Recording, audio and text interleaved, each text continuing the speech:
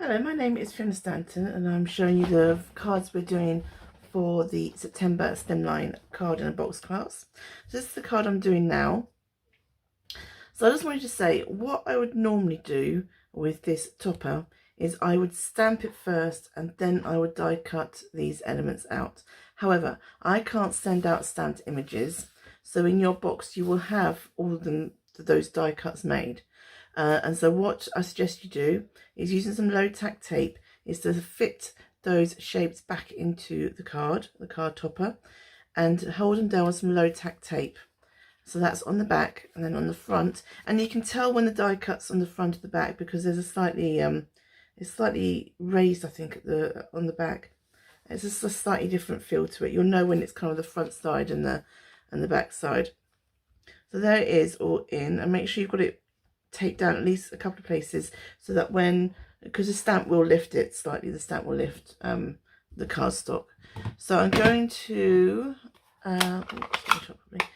stamp the tree first of all, and I just want to say I've done mine slightly lower, so there was more space for the topper, for the sentiment at the top. So I've just done it slightly lower down than I did in my original. I've changed a couple of things here because I wasn't too happy with my original. That's what we can do. That's my prerogative. So, oh, okay, I guess we're stamping there as I've dropped it.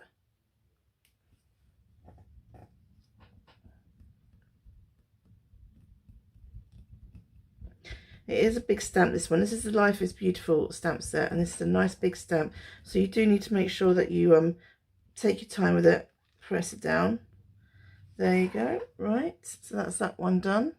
And then we're going to do the leaves, and we're going to start off with Occasion Craze. This is quite a strong colour. I'm not going to stamp off because what I'll do is I'll stamp off on the cardstock like that.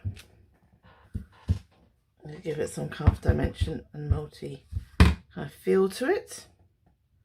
And the other side. So that's one lot in Occasion Craze. Let me clean the stamp off with my chamois. And then we're going to go in with some crumb cake and mint macaron. And go with the mint macaron first of all. And do the same thing. This won't stamp there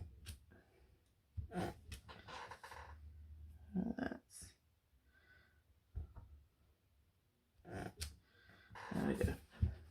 And then we'll go in finally with some crumb cake.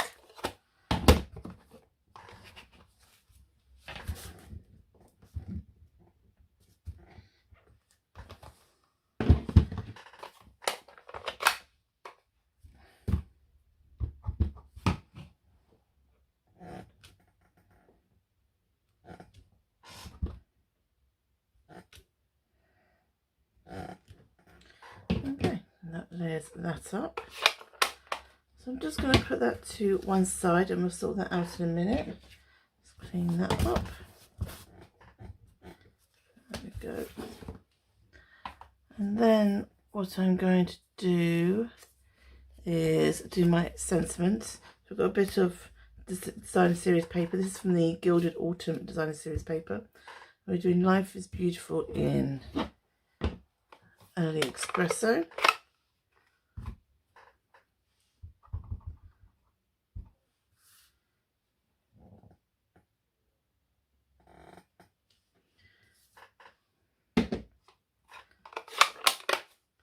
And then I'm just going to add some sparkles in mint macaron, just around the edges here, just to lift it a little bit.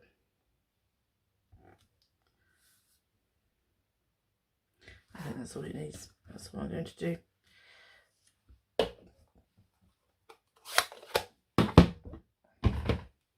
Right. So with these bits, I'm just going to carefully peel my low tack tape off.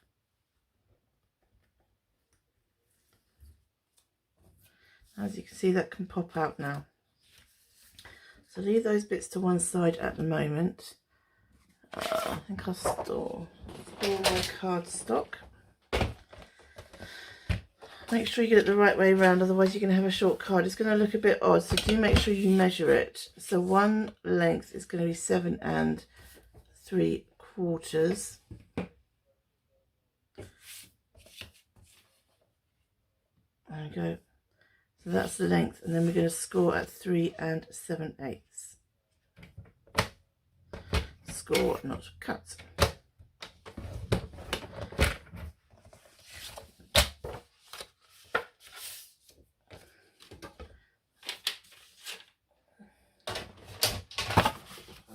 So I've changed it. In my original, I used designer series paper for the layer, but I just felt it wasn't strong enough and you couldn't see it. So I'm going to use a piece of early espresso, and that's what you will have in your pack.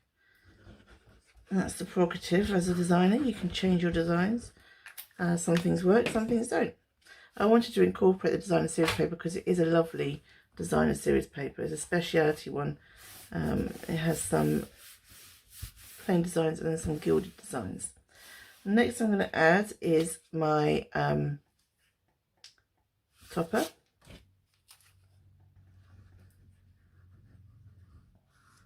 So that goes on. Oh, I've done it wrong again. See, I did this last time. What you want to add is a bit of ribbon first of all before you stick it down. I always do this.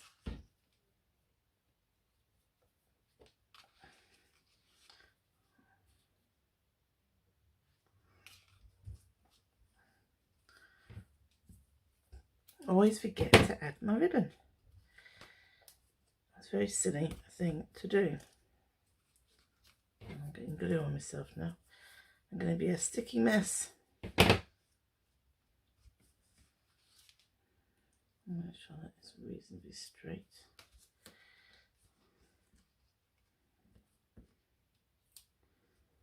Probably not straight at all now. We'll find out. You'll find out. That will be fine. That will be fine. That will be fine. And that goes down. That's going to move a little bit. Okay. What I'll do, because that's moving slightly, and we will stick a glue dot underneath the ribbon.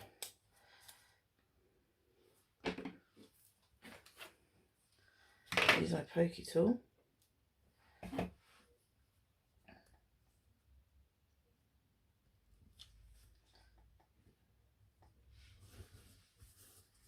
And that will hold it down and stop it moving too much.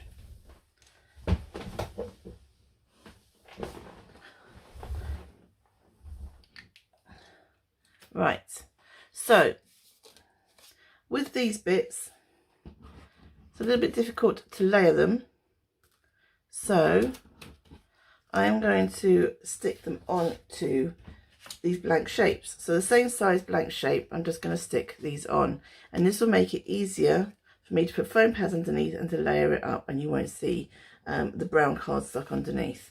That's the way that I found it easiest to do, rather than try and fiddle around with small die cuts like this. So you'll have, so when you stamp your greeting, make sure you pick the smallest lozenge shape to fit on, and make sure you don't use one of these that you're meant to be gluing.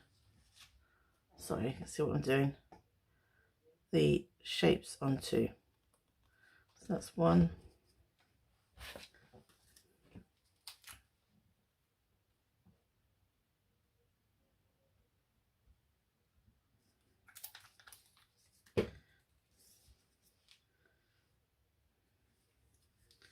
That's two. Should I get that?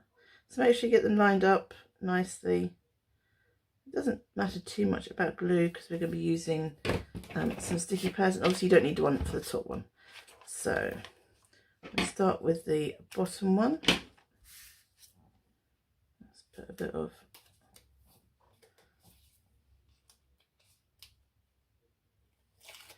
dimensional onto that.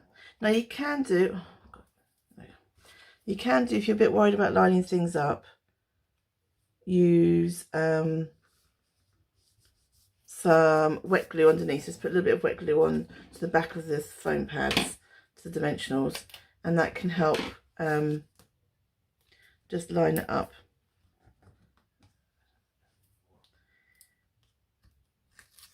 So you put a bit of wet glue here, it means you've got some, still going to get the foam pads and adherence, but it just gives you some extra wriggle room to get these in place. So you don't have to worry about trying to get it in exactly and not be able to move it around. There you go. And then the last one goes on. There's some more foam pads.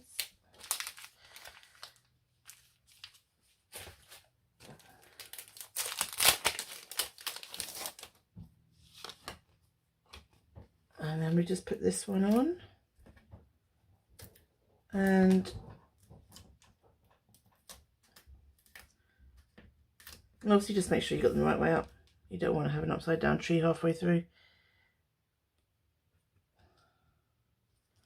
So that's that. So that's how I created that effect.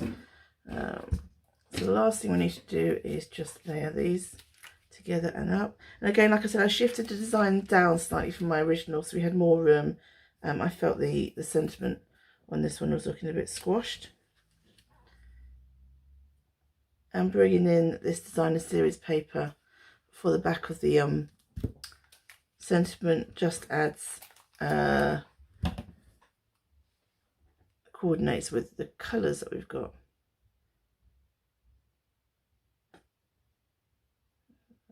There we go. And that's that. And the last thing we're going to add on is a few of the gilded gems. I love these gems. I do. So we're going to have one here.